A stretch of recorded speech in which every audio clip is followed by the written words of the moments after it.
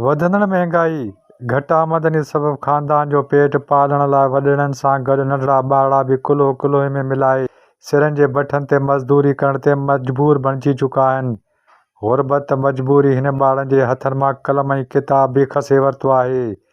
लाड़काणे जे भरपासे जे इलाइक़नि में जिते सिरनि जे बठनि ते कमु कंदड़ ॿारनि खे सिरनि जे बठे मां निकिरंदड़ धुओं ॿारनि जी सिहत खे नुक़सानु रसाए रहियो आहे, त उते ॿारनि जो तालीमी मुस्तक़बिल खे बि ऊंदहिनि में ॿोड़े छॾियो आहे।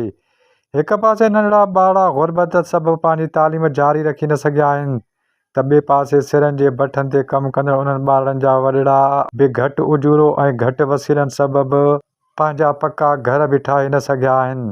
असां मज़ूरी कंदा आहियूं, पंहिंजे घर अने घाटा मज़ूर माण्हू सिरूं पाईंदा आहियूं बटन ते, बसि पंहिंजो गुज़र सफ़र बचड़ा नंढड़ा आहिनि 5-8 ॿार आहिनि, उन्हनि जे महिनत मज़ूरी पूरा बचति को बि न आहे। छा ते ॿार पढ़ायूं, कोन्हे एतिरो को पैसो कोन्हे की जो उन ते पढ़ायूं, सॼो ॾींहुं मज़ूरी कयूं था, बचति को बि न आहे को असां ॿार पढ़ायूं त तालीम करायूं। तक़रीबन असांखे 30-35 साल थिया मज़ूरी कयूं था पिया, साज ॾे अचूं था घरूं अचानक 4 बजे निकिरींदा आहियूं, रोज़ी कयूं था बचड़नि ॼण छा कयूं, गुज़ारो त करिणो आहे न, घर घाट हलाइणो आहे, करिणो आहे।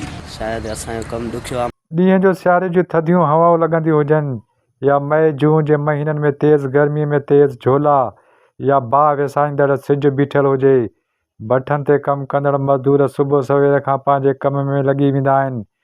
जॾहिं त सिरनि जे बठनि ते कमु कंदड़ मज़दूरनि जी दर्द कथा सिरनि जे बठे मालिक खे बि ख़बर आहे। महांगाई जे दौर में ही पंहिंजा कीअं बचा पाले सघंदा, तंहिंजे करे असां हुकूमत वक़्त खां इहा अपील था कयूं त हुकूमत हिन मज़दूरनि जे लाइ कुझु न कुझु इक़दाम करे। वधंदड़ महांगाई, हुकूमती सरपरस्ती न थियण सबबि अॼु सिंध अंदरि लखे ॿारड़ा स्कूलनि खां ॿाहिरि आहिनि, जेके ॿारड़ा तालीम पिराइण बजाए घर जो गाॾो हलाइण लाइ सिरनि जे बठनि ते पंहिंजे वॾनि सां गॾु कमु करण ते मजबूर बणिजी चुका आहिनि। जेकॾहिं हुकूमत घटि आमदनी वारनि खे कोई रिलीफ ॾेई महांगाई ते कंट्रोल करे ऐं ॿारनि जे स्कूल में हाज़िरीअ खे यकीनी बणाइण लाइ जोॻा पा वठे, त को शक नाहे त हुकूमत नारो पढ़े सिंध वधे सिंध जो नारो हक़ीक़त जो रूप न माणे सघे।